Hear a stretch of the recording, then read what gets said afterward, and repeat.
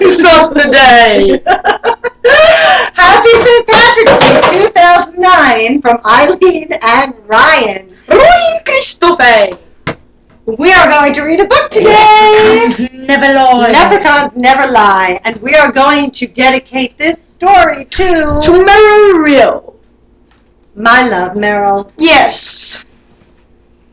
The love of my life. He likes egg salad. Here we go. I don't know if he likes egg salad, but I know he's the love of my life. Yeah. There was an old thatched hut nestled in a glen near the river, and Ninny Nanny and Gram lived there together. Each had only the other and no more. They lived simply on potato soup, and their needs were few. We love potato soup. The thatch needed patching, the potatoes needed digging, and the firewood needed gathering. And the water barrel needed filling. Barreling. Thank you. But Ninny Nanny was very lazy, and Gram was ailing, and there was naught but blathering between them. Gram nagged, Ninny Nanny dawdled, and that was that.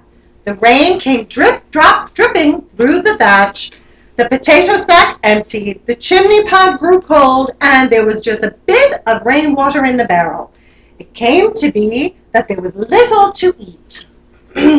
Just cold rainwater soup, pure and simple. Oh, woe is me! 'Tis starving we are, moaned Gram. What am I to do with such a lazy child? Ah, Gram, hush your nagging. I've been thinking to catch a leprechaun. He's bound to tell where he's been hiding his gold. And 'tis rich for life will be, boasted Ninny Nanny. It's raving you are, girl, just raving. To capture a leprechaun is absolutely no easy thing, said Gram. I've heard tell, agreed Ninny Nanny. But we could make great use of a treasure, so I'll give it a try. Well, Ninny Nanny, who had red hair like me, was very, very willful. I think she was a natural redhead, though. Yes, and she tripped over a little cat. Well, it was as easy as tripping over a log, which is exactly what happened. Ninny Nanny was tramping about, looking every which way for a leprechaun, when she tumbled head over petticoat and fell plunk right on top of one wee fairy man. Time for my turn. Okay. He howled like a banshee and wiggled and waggled, but Ninny Nanny had him firmly by the seat of his breeches. And that was that. Let me go! Shrieked the leprechaun. Sure, and gladly I'll let you loose, but I'll know first where your treasure is hidden, said Ninny Nanny. It's under the straw pile. But you've not the wit to find it, grumbled the wee man. Okay. We'll see about that, said Ninny Nanny, as she carried him, squirming and kicking to show Gram her prize, and wasn't she pleased? They tied him firmly into a potato sack, and Grandma watched that he didn't waggle away while Ninny Nanny started pitching straw this way and that. Sure, and 'tis witless and lazy she is, hissed the leprechaun to Gram. She'll find no treasure in the mess she's making.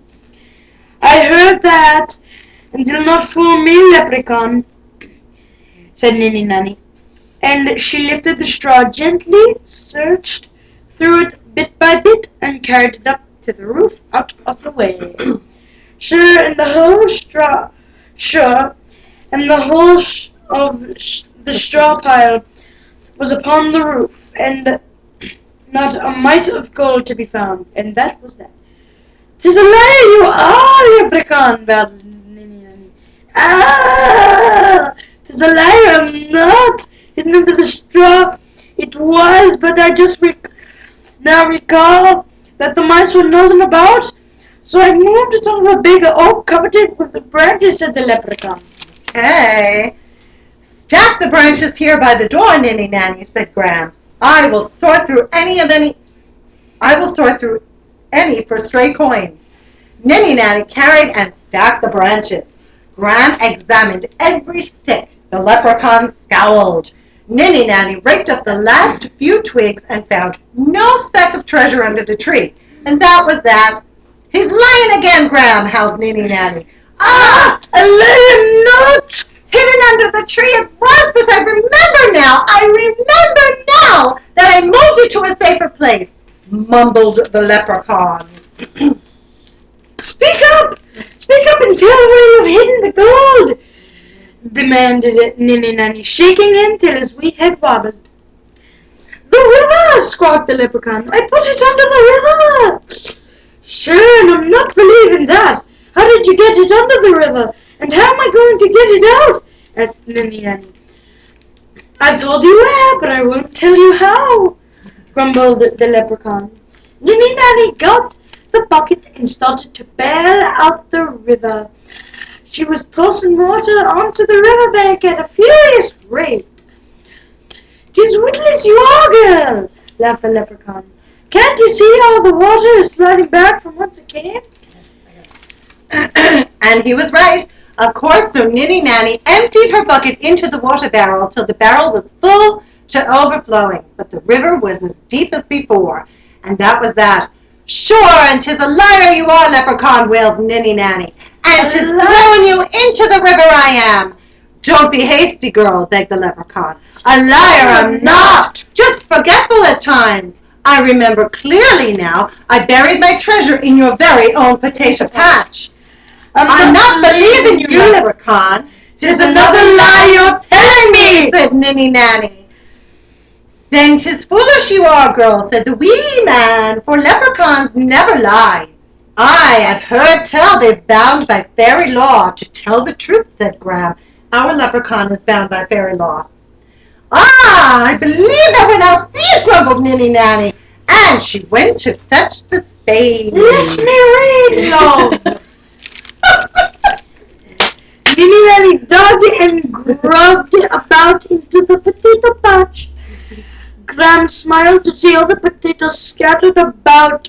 The leprechaun scowled. Ninny Nanny dug the potato patch wide and deep, uprooting all but one potato plant. Sure, and all she had to show for her efforts was a hole in the garden and a heap of potatoes, and that was that.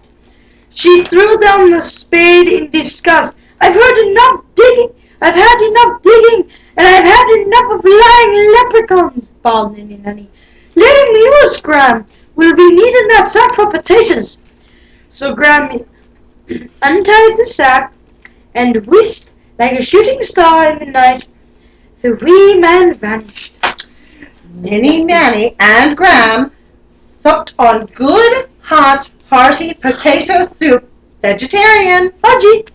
and then fell soundly asleep in their warm, dry hut.